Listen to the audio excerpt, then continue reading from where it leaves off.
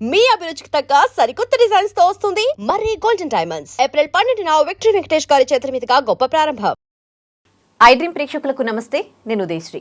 కొంతమంది సెలబ్రిటీలు తనకు ఫేమ్ వచ్చాక ఆ ఫేమ్ని కాపాడుకోవడానికి బదులు ఆ ఫేమ్ని క్యాష్ చేసుకుని ఎవరైతే అభిమానులు వాళ్ళని ఆదరించారో వాళ్ళని మోసం చేస్తూ ఉన్నారు. రీసెంట్గా మంగ్లీ కేసు కావచ్చు, ఇప్పుడు అశురెడ్డి కేసు కావచ్చు, వీటిలో ఇంకా వీళ్ళపైన కేసులు నమోదయ్యాయి, కానీ నిజానిజాలేంటో ఇంకా బయటికి రాలేదు. కాకపోతే వీళ్ళైతే ఆరోపణలు ఎదుర్కొంటున్నారు. ఇప్పుడు అశురెడ్డి దాదాపు 9,35,00,000 ఒకరిని పెళ్లి చేసుకుంటానని మోసం చేసిందంట. అసలు సెలబ్రిటీలు ఇలా చేయడంపై ఏం మాట్లాడతారో చూద్దాం. మనతో ఉన్నారు public speaker, motivational speaker Rajani Rama గారు. మాట్లాడదాం. నమస్తే అండి. నమస్తే అమ్మా. సో మీ అభిప్రాయం ఏంటండి? ఒక సెలబ్రిటీ హోదా వచ్చాక చాలామంది సినీ తారలను చూస్తే వాళ్ళు దాన్ని కాపాడుకోవడానికి ఇంకా వాళ్ళు ఎక్కువగా కష్టపడుతూ ఉంటారు, చాలా చూసి ఆచితూచి మాట్లాడుతూ ఉంటారు. కానీ కొంతమంది ఇలా వాళ్ళకు వచ్చిన ఫేమ్ని ఎంత స్పాయిల్ చేసుకుంటున్నారు అంటే వాళ్ళకి అంత కర్మ ఏంటి, అసలు కోట్లలో మోసం చేయడం ఏంటి? సో మంగ్లీ కేసులో కూడా ఇంకా ఆరోపణలు ఉన్నాయి, ఆవిడ ఇంకా కేసు నడుస్తోంది. సో అది పక్కన పెడితే అశురెడ్డి రీసెంట్గా ఇలా 9,35,00,000 ఒకరిని పెళ్లి చేసుకుంటానని మోసం చేయడము, అసలు ఆయన ఇలా మోసపోయాడు. ఇలాంటి విషయాల్లో ముఖ్యంగా వాళ్ళని అభిమానిస్తున్న అభిమానులు ఎలాంటి జాగ్రత్తలు తీసుకోవాలి?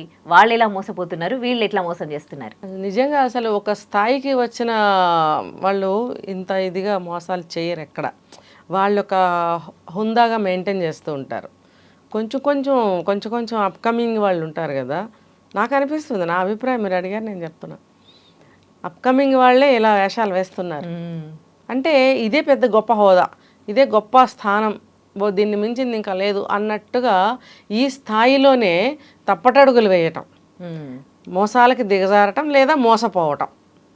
అంటే నేను ఒక పెద్ద హోదాలకు వచ్చేసాను, బాగా గుర్తింపుకు వచ్చేసాను, నాకు ఇంకా తిరుగులేదు అనుకుని ఎవరిని పడితే వాళ్ళని నమ్మి మోసపోయిన వాళ్ళు కూడా ఉన్నారు కదా. ఇది ఇక్కడ ఈ కేసు ఏంటంటే రివర్స్ అనమాట. ఈమె మోజులో పడి ఇంకొక ఆయన ధర్మేంద్ర సంథింగ్ అక్కడెక్కడ లండన్లో ఉంటాడు, ఐటీ జాబ్ కదా. మరి ఆల్రెడీ మ్యారేజ్ అయ్యింది, ఒక ఏజ్కి వచ్చి ఉంటాడు కదా, ఒక సమాజంలో ఒక స్థాయిలో ఉండి గౌరవప్రదమైనటువంటి లైఫ్ని లీడ్ చేస్తున్నాడు. కర్మగాలి ఇండియా వచ్చి ఈమె దాంట్లో ఇరుక్కుపోయాడు. అంటే ఇక్కడ ఇందాక అన్నట్టు చూసి కొన్ని దూరం నుంచి చూడాలి, అంతే. దూరం నుంచి చూడాలి, ఆస్వాదించాలి, కళ్ళతో వెళ్ళిపోవాలి, అంతే. అది సొంతం చేసుకోవాలన్న అత్యాశ ఉండకూడదు.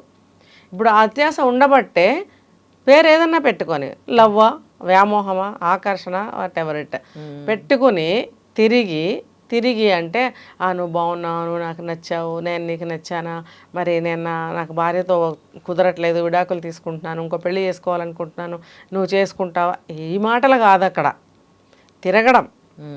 ఎన్ని సంవత్సరాలు తిరిగారు? 2018 నుంచి 25 వరకు, ఇన్ని సంవత్సరాలు. మరి పెళ్లి కాకుండానే వీళ్ళు ఏమేమి వేషాలు వేశారనేది వాళ్ళకే తెలియాలి.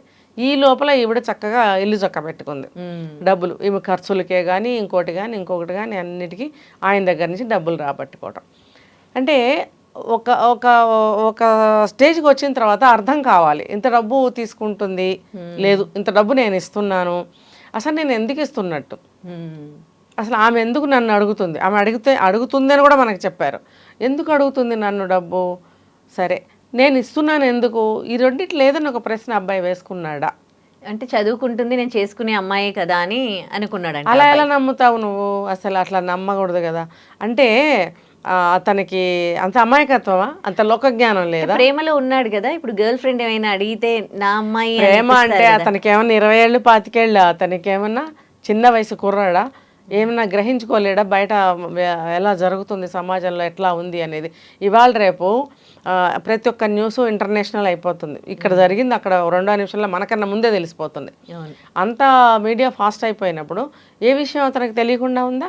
పైగా ఈమె మోజులో పడిన తర్వాత ఆమెకు అప్పుడప్పుడే విడాకులు ఇస్తున్నాడని మనకు చెప్తున్నాడు, లేకపోతే ఈమె మోజులో పడిన తర్వాత ఇవ్వాలనుకున్నాడా?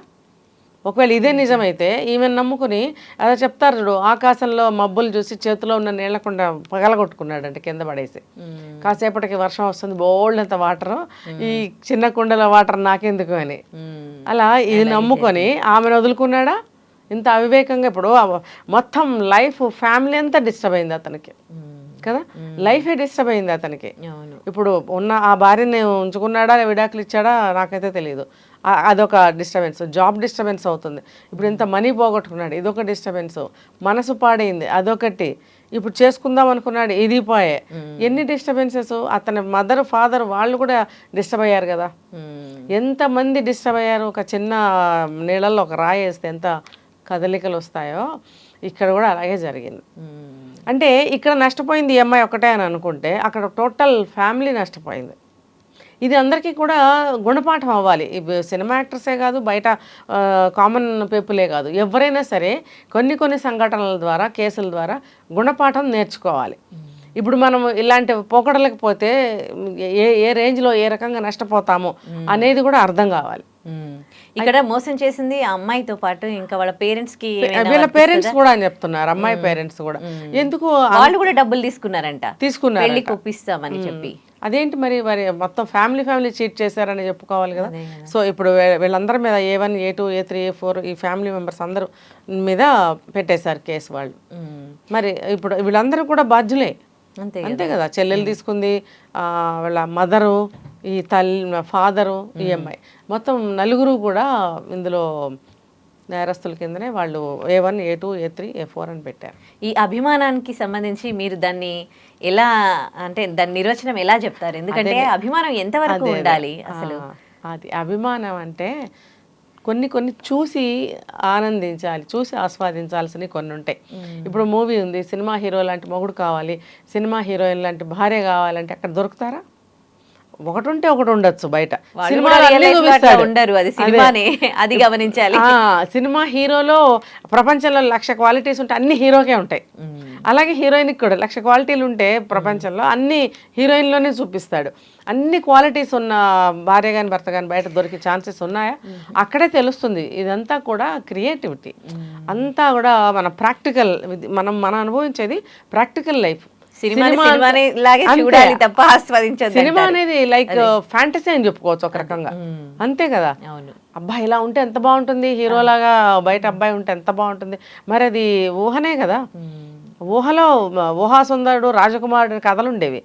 మరి అలా ఊహించుకుంటే బయట ఖచ్చితంగా ఆపోజిట్ అయినవాడే దొరుకుతాడు భర్త అనేవాడు.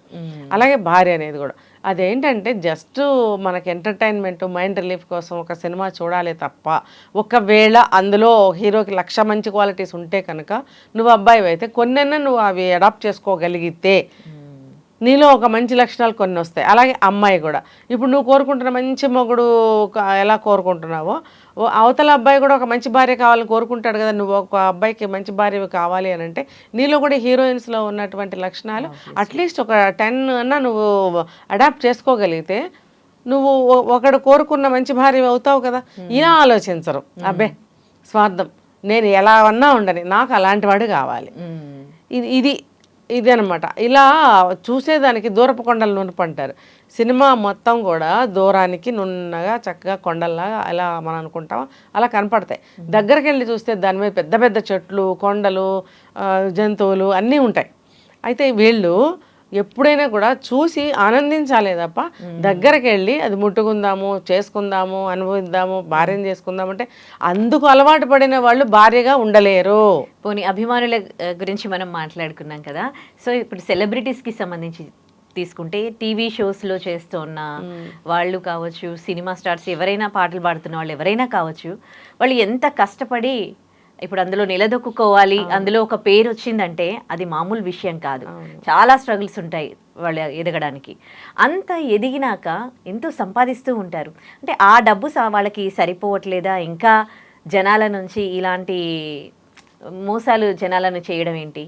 సో వాళ్ళు కూడా కష్టపడి పైకి వచ్చిన వాళ్ళు మళ్ళీ ఆ ఫేమ్ని పోగొట్టుకోవడానికి ఎట్లా సిద్ధపడుతూ ఉన్నారు అంటే ఆలోచించట్లేదా? వాళ్ళ యాంగిల్లో మీరు ఎట్లా చెప్తారు? ముందు చూపు చాలా మందికి ఉండదు ఉదయ. ఇప్పుడు ఒకటే కేటగిరీ కింద మనం అనుకోలేం వీళ్ళని. కొంతమంది గురించి ఒక యాక్ట్రెస్ గురించి నేను విన్నాను ఏంటంటే, భర్తను చంపేసి లవర్ సాయంతోనో లవర్ కోసమో భర్తను చంపించేసి, అంటే ఆయన అడ్డం వచ్చాడు ఈవిడ కెరీర్కి. సో ఈవిడ ఇండస్ట్రీలోకి వచ్చి బాగా నిలదొక్కుని డబ్బు సంపాదించింది. ఆ క్రమంలో ఆవిడ ఎన్ని తప్పులు చేసి ఉండొచ్చు ఆ తర్వాత. అంటే ఆవిడకి కావాల్సింది డబ్బు సంపాదన. డబ్బు డబ్బు డబ్బు డబ్బు ప్రధానము, జీవితానికి డబ్బు చాలా ఇంపార్టెంట్, డబ్బు లేనిదే ఏమీ జరగదు అని ఒక స్ట్రాంగ్ ఒపీనియన్తో ఉంటారనమాట వాళ్ళు. ఎవరు అడ్డం వచ్చా సరే, ఇప్పుడు డబ్బు లేదు నేను బాధపడుతున్నాను, మొగుడు అని పట్టుకుని కూర్చుంటే వాడికి కాఫీ ఇవ్వాలి, టిఫిన్ పెట్టాలి, భోజనం పెట్టాలి, టైంకి ఇంటికి రావాలి, అదంటాడు ఇదంటాడు, గోల వీటితో నాకెందుకు, నాకు కెరీర్లో నేను ఎదగాలి, బస్ అడ్డం వచ్చాడు తీసేయాలి, ఇంకొకటి సాయంతో తీసేస్తారు. అంటే వాళ్ళకి డబ్బు చాలా ఇంపార్టెంట్. ఇలాంటి వాళ్ళు ఉన్నారా లేదా మనం విన్నాం, చాలా విన్నాం అయితే ఉన్నారు కూడా ఇప్పుడు.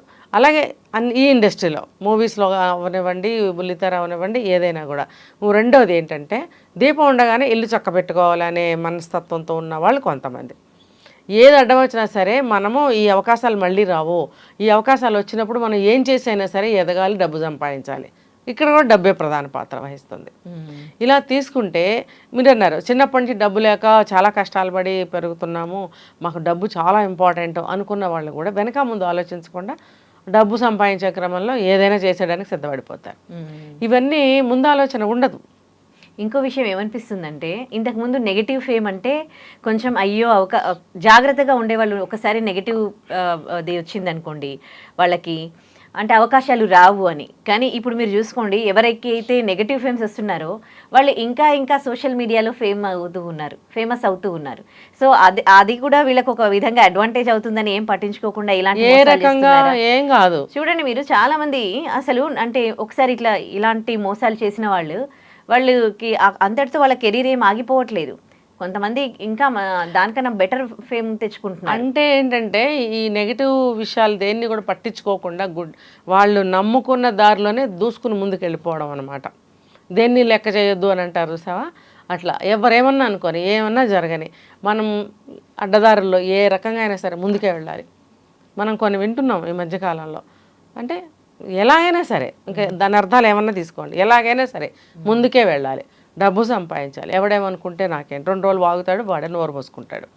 తర్వాత ఎదిగిన తర్వాత పెళ్లి చేసుకోవాలనిపిస్తే ఎప్పుడొకప్పుడు చేసుకోవచ్చు, దానికి తగ్గవాడే దొరుకుతాడు అన్న ఆలోచనతో. ఎందుకంటే సెటిల్ అవ్వాలి కాబట్టి, ఒక ఏజ్ వచ్చిన తర్వాత ఏజ్ అయిపోతుంది కాబట్టి, ఎవరితోనో ఒకరితోటి మ్యారేజ్ చేసుకొని సెటిల్ అయిపోవాలి కాబట్టి అప్పుడు చూసుకోవచ్చులే అనే ఆలోచనతో దూసుకుని ముందుకు వెళ్ళిపోతూ ఉంటారు. అంటే పెళ్ళి ఒకటే జీవితానికి ఇంపార్టెంట్ కాదు, నాకు ఒక ఫెసిలిటీ కావాలి, నాకు ఒక లైఫ్ కావాలి, ఒక ఎంజాయ్మెంట్ కావాలి, చేతి నిండా డబ్బు ఉంటే ఏదైనా సాధించవచ్చు, ఏమైనా చూడొచ్చు, ఏమైనా తినొచ్చు, ఎక్కడికైనా వెళ్ళొచ్చు, ఆ రోగం వస్తే ఆరోగ్యం మెడికల్ తీసుకోవచ్చు, నగలు ఏదైనా అనుకోవచ్చు.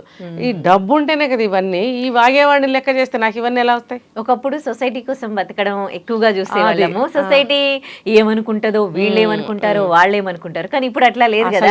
ఎవరి సొసైటీ నాకేంటి, సొసైటీ నాకేం ఇస్తుంది, నాకు నచ్చిన లైఫ్ నేను లీడ్ చేస్తాను. సో ఇది కూడా ఒక విధంగా ఇలాంటి వాటికి అంటే ఇలాగే తీసుకుంటారు. ఇలా ముందుకు దూసుకెళ్లాలనుకునే వాళ్ళు ఇలా అనుకుంటున్నారు, సొసైటీ కూడా లెక్క చేయకుండా. అందుకనే ఈ రకంగా ఇప్పుడు రకరకాలు జరిగిపోతున్నాయి సమాజంలో. ఏదేమైనప్పటికీ అంటే ఒక సెలబ్రిటీ హోదా వచ్చాక ఇంకా వాళ్ళ వల్ల సమాజం బాగుపడాలి, కానీ వాళ్ళే సమాజాన్ని మోసం చేయడం మాత్రం ఇవన్నీ నాకు అనవసరం భయ్యా. నాకు నేను అవన్నీ పాటిస్తే నాకు ఒరిగేది ఏంటి? డబ్బు వస్తుందా? ఏమీ రాదు. నాకు కావాల్సింది డబ్బు అనే పద్ధతిలో ఉంటారు కొంతమంది. అలాంటి వాళ్ళు కష్టపడి ఎదిగాను, పేరు పోతుంది, పేరు నేనేం చేసుకోను అనేవాళ్ళు కూడా ఉంటారు. డబ్బే ఇంపార్టెంట్ అనుకునే వాళ్ళు లేరు. ఫైనల్లీ ఈ ఇన్సిడెంట్ అంటే సొసైటీకి కానీ సెలబ్రిటీస్కి కానీ ఎలాంటి మెసేజ్ని ఇస్తుంది? ఇది ఏం నేర్చుకోవాలి సొసైటీకి? అంటే ఇప్పుడు బివేర్ ఇలాంటి వాళ్ళ నుంచి. ఇప్పుడు కామన్ పీపుల్ నుంచి కూడా ఇలాంటి కేసులు జరుగుతున్నాయి.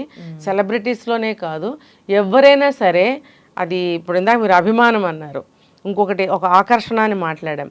ఈ అభిమానానికి కానీ మన ఆకర్షితులు అవ్వడానికి ఎవరి పట్లైనా సరే ఈ 2 విషయాల దగ్గర నిలబడి ఆలోచించాల్సిన అవసరం ఎంతైనా ఉంది. అభిమానం, వీరాభిమానం అంటే ఒకప్పుడు చెప్పుకునే వాళ్ళం, పాలాభిషేకాలు చేస్తారంట, కుంభాభిషేకాలు చేస్తున్నారంట, లేకపోతే ఆ హీరో కోసం వాడు ఎవడో ఉరి పోసుకుని చచ్చిపోయాడంట. ఇది వీరాభిమానం. అంతంత అభిమానాలు మీ జీవితానికి ఏం ఒరుగుతుంది?